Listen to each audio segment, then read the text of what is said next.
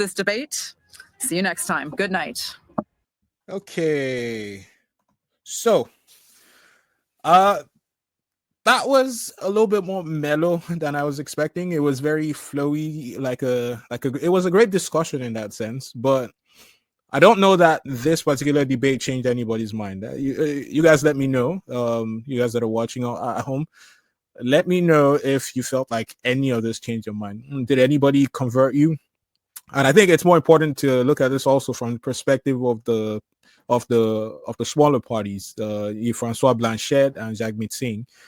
Did they convince you that you should cast your votes in their direction instead? So someone is saying here, you really need to change that handle. Saying how do you want me to say it? Anyways, she says, not impressed. I'm looking forward to tomorrow. Yeah, I expect tomorrow's English debate will be a lot better. Yeah, this was, and she says it is a discussion, not a debate. It's like kumbaya. Now, I wouldn't say it was like kumbaya. I think they went at each other quite a bit, but there was a lot of like discussing, and as I said earlier, I didn't feel like there was a lot of depth to what the discussion was. I thought it was very much surface level, which I don't think is helpful to people that are trying to vote. Like, and I was surprised when they published the time, when they showed the times that each candidate spoke in the end. It looked like everybody got about equal time, apart from maybe Jagmeet Singh. But it felt to me, and again, you can draw your conclusions here. It felt to me like Pierre Poilievre was a little bit within himself. He needs to do more if he wants to turn this around, right? That I don't think he changed anybody's mind. And maybe that echoes what you're saying there. You said, none of them converted you and you're more disappointed. And that's the same thing. But I think, having watched this, the big winner coming out of this debate is Mark Carney. Not because he did anything, but because of what didn't happen, right? What I expected going into this was that Pierre Poilievre, knowing his struggles with French, would attempt to rough him up a little bit, get him off his game, get him off his rhythm. He really couldn't land any punches. He really couldn't lay a glove like that on Mark Carney. And he kept to the point that he kept on kind of recycling these lines. And it just looked like, in my opinion, again, you can draw your conclusions here. It looked, in my opinion, like Mark Carney was ready with responses to those questions. There wasn't, he didn't have that. He wasn't very punchy and maybe that's a tactic, because some people have said, there's a chance that his usual prickly way of debating, wouldn't sell so well in this particular election. Maybe that's why he pulled it back a bit. But if he wants to turn this around, he needs to do something. He needs to pull the chestnuts out of the fire. He needs to go in. He needs to go in. What I was disappointed with, I've got to say, is the fact that even at this point in the election, where 2 weeks to election day, that there's no costed platform on either side. And this kind of tells you, I told you guys this maybe like 2 months ago.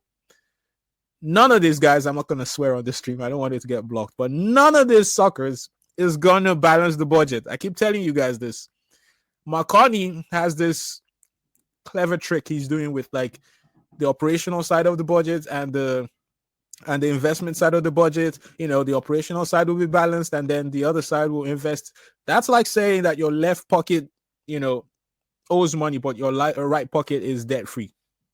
You're still operating a friggin' deficit. That's all. It's shit in that sense. And for Pierre Poilievre, everybody has this. We have these hopes for him about like, he's going to balance it. He's going to fix the budget.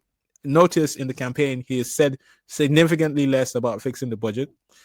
He has talked about cutting a lot of stuff, and I want to see how that improves the deficit.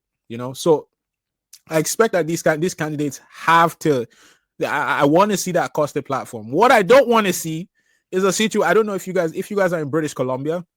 I'm in BC, and this happened during the BC election where a certain David Eby, you might not know him, but the current premier of BC was going up against John Rostad, who was the conservative candidate. Next thing you know, John Rostad was running a pretty good election up until the debate day.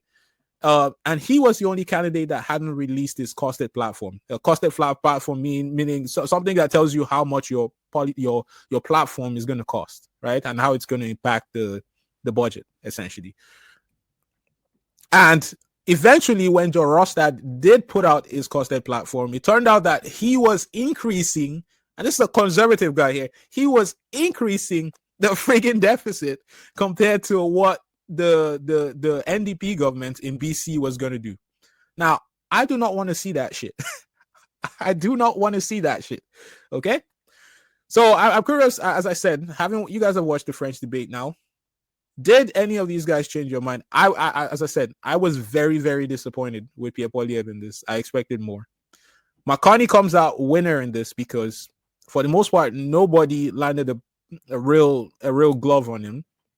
And if he can go through these two debates without too much damage or a lot of damage, he will coast to an election victory.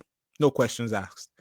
Right? I made a video maybe 2 days ago now, showing you that the polls, most people like to doubt the polls, but actually coming up on election day, the polls in the last 4 elections, which is what I studied, the last 4 elections have been a good predictor of who wins the election. Like as far back as 2011. Go back. You can watch my video if you don't want to do the math, if you don't want to do the comparison yourself. Go back and look at it. The polls coming up to maybe like 2 days, 3 days to the election day, those polls are usually firm. And they have so far been a good predictor of where the election is going to go. So Mark Carney is in the box seat right now. It's hard to see him losing that, which is wild when you consider that Pierre Poilievre is about to lose an election that where he's been leading by a friggin' 25 points or something, right? It's wild. But he's not running a bad campaign. But something needs to happen to sort of take away from what Mark Carney is offering. Mark Carney is offering whether it's in his credibility or something, in terms of, but unfortunately, it looks like they're finding it difficult to take away from that because, the man has done a lot of big stuff, right? He is, whatever you might say about him, he has been at the top in many really big positions. He has held big positions of responsibility. So it's hard to kind of punch a hole in his credibility. However, Pierre Poilievre has to do it, or at least some of the other two candidates, some of the other two hopefuls, and in this case, Jagmeet Singh and Francois Blanchette, and they have to try and take away from him if we're going to see anything different from a liberal majority.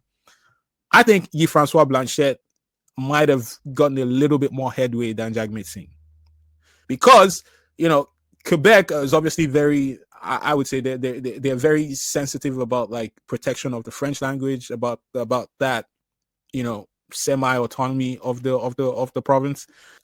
Francois Blanchette has always shown that he's willing to ride for his people. He's willing to fight for them on the federal level.